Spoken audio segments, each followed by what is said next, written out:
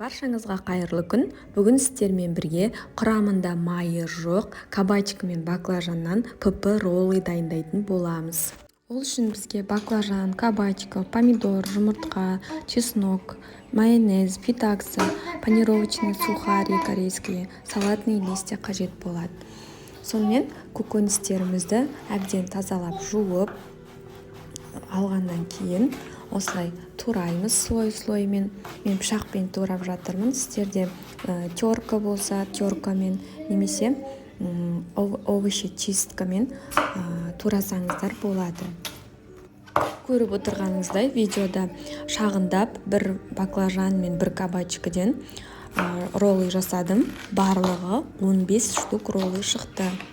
ПП роллы дастарханыңыздың ажарын ашып қана қоймай, сіз қонақтарыңызға тойымды, дәмді, пайдалы тағамды 15 минуттың ішінде жасап ұсынасыз.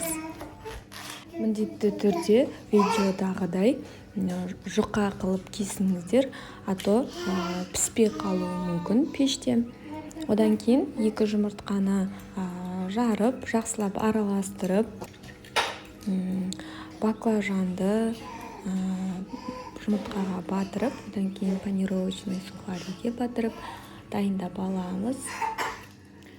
Байқасаңыздар, осы кабачка мен баклажанды тек бір жағын ғана жұмыртқаға аунатып, бір жағын ғана панировочный сухариға аунатамыз. Екінші жағы міндетті емес.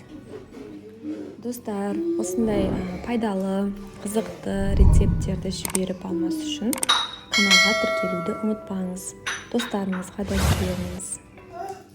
Кабачка мен баклажанды осылай табаға орналастырып, пеште 15 минутта 200 градуста пісіріп аламыз. Одан кейін ішіне салатын салмаларын дайындаймыз. Ол үшін бізге бір помидор керек. Помидорды соломкілеп тураймыз. Одан кейін салатный листьямызды да соломкілеп турап, салмасына дайындап қоямыз. Көріп тұрғаныңыздай, осындай слойларымыз дайын болды. Және де бір-бірлеп алып, өзіңізге ыңғайлы қолыңызға қоясыз ба, или тарелкаға қойып жасайсыз ба, или доскаға қойып жасайсыз ба. Мен қолыма алдым. Одан кейін чеснок пен майонез қосылған соустан жағып, фитаксаны, салатный листьяны, помидорды салып, видеодағыдай жақсылап орайтын боламыз. Көріп отырғаныңыздай әдемі қытырлақ роллы пайда болды. Келесі кезекте кабачкиді дайындайтын боламыз. Оны да солай майонез бен чеснок араласқан соусты жағып, салатный листья, фитакса, помидорымызды салып, жақсылап ораймыз. Әдемі қытырлаған роллымыз осылай дайын болды. Бәріңізге ас болсын. Каналға тіркелуді ұмытпаңыздар. Рахмет.